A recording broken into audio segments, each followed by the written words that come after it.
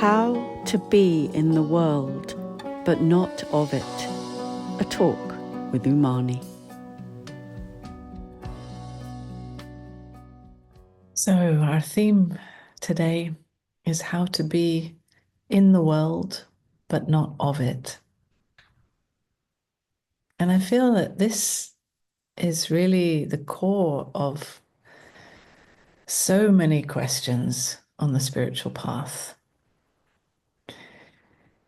Because often we come to the spiritual path originally because being in the world, or in fact, the experiences of being a person, a human, with all the pain and suffering and fear and discomfort of all kinds, leads us to want to search for something more, for relief, actually, or for a place that is beyond suffering, a place that is outside of the daily mundane life. Because we have a sense of knowing somehow that life isn't just about all these colors and shapes and experiences, that there is something so much more. And of course, we go on the search to find that more in our lives, in the world, and we're usually very sorely disappointed that we don't find it in the world. We might find temporary peace or some highs in our experience, but inevitably there will be the crashes and disturbances to our peace. And this only brings more suffering as we realize that this cannot be found in the world. So perhaps then we have an experience of awakening or some experience where we recognize that who I really am is that is aware of the world, that is beyond. It is always the background to whatever is happening in the foreground of this human life. And once we recognize that, it's very natural that the mind wants to just stay there. Finally, we've found what we've been looking for.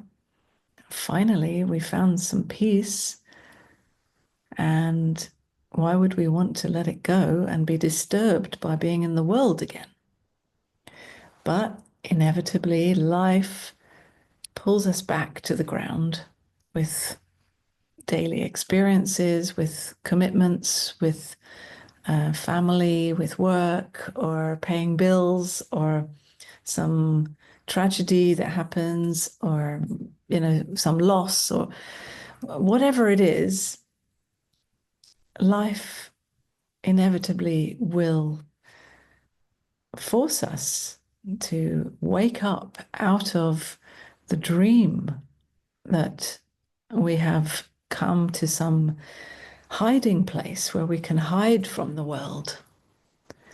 The truth is that recognizing our true nature is not a hiding place. It is not a permanent experience of peace that then means that we don't have to face the world. In fact, it's the opposite. Recognizing our true nature, it is natural that at first we have this beautiful experience of expansion and bliss, perhaps. But naturally, like every experience, that experience will pass. Something else happens.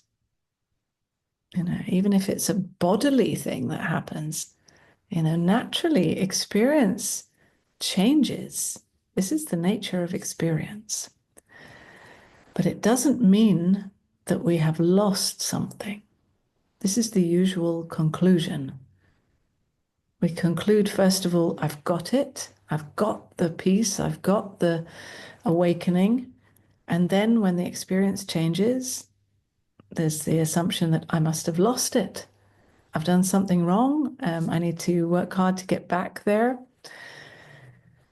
And all the time we're overlooking the fact that what we have recognized is not anything to do with the experience.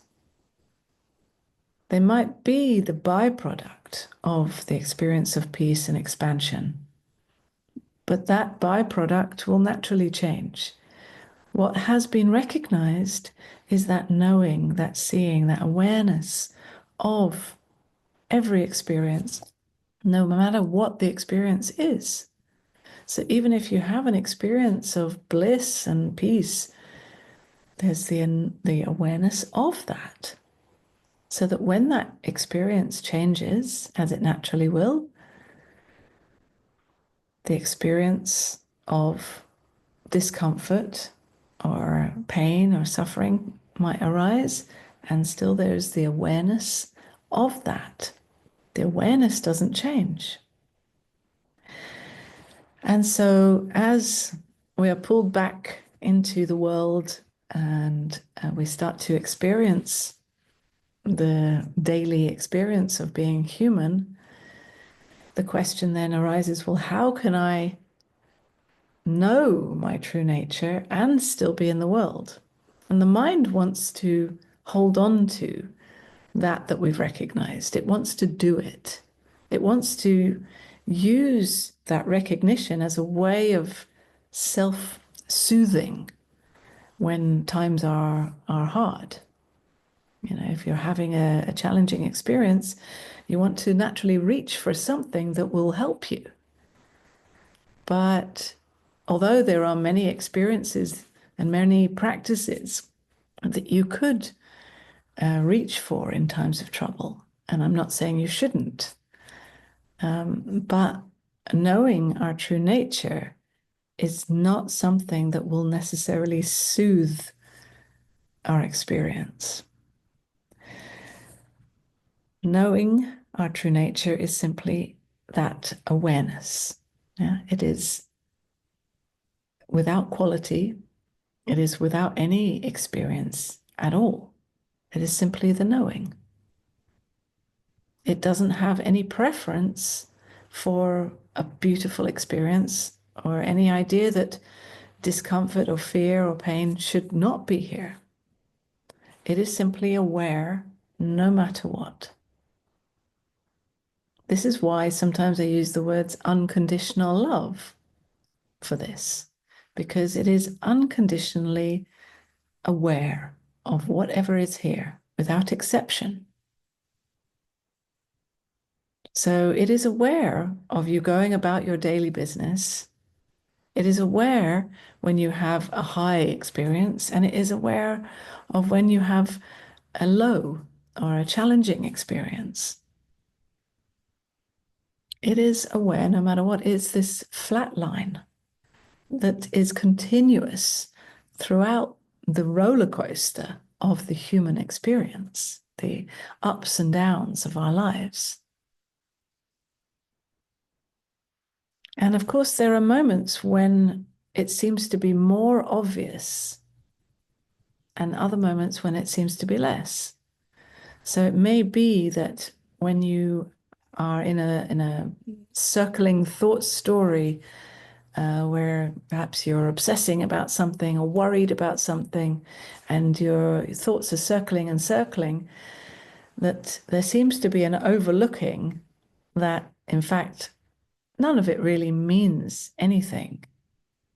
None of it is really so important because it is all simply experience arising in that awareness. So there's an overlooking that might happen sometimes, but even that overlooking is arising in awareness. Yeah, so it is also absolutely perfect, just the way it is. Of course, the experience is not preferable, right? You would perhaps prefer to have a conscious acknowledgement of that recognition all the time, of that knowing. But naturally, for the human, there is an evolution in time of more and more living this consciously. And that evolution for the human happens through acknowledging that I am not what I think I am. I'm not my thoughts. I'm not this, and I'm not that, and I'm not this, and I'm not that. I'm not the story of me. I'm not whatever story the thinking provides. I'm not this identity. And in seeing that more and more, we are left with the simple experience arising in awareness. And this experience doesn't ever mean anything about who I am. It is simply what is happening. Awareness that you are is aware of it. Awareness that you are is aware of the whole world happening in this moment, whatever the world is in this moment. So the natural question from the mind would be like, well, how do I do this? Right? How do I bring this more and more into my life? The only thing I would say is keep noticing as much as it's possible where you're feeding the story of me. Because this story of me gives meaning to the world. It gives meaning to my personal life. And then again, we are limited and located in this experience, in this story. And then there's pain and suffering. And if we can keep seeing that this is all arising in this knowing, in this awareness, then it's not that the pain and suffering will just go, but the meaning for me provides some space between the experience and who I see myself to be as that awareness.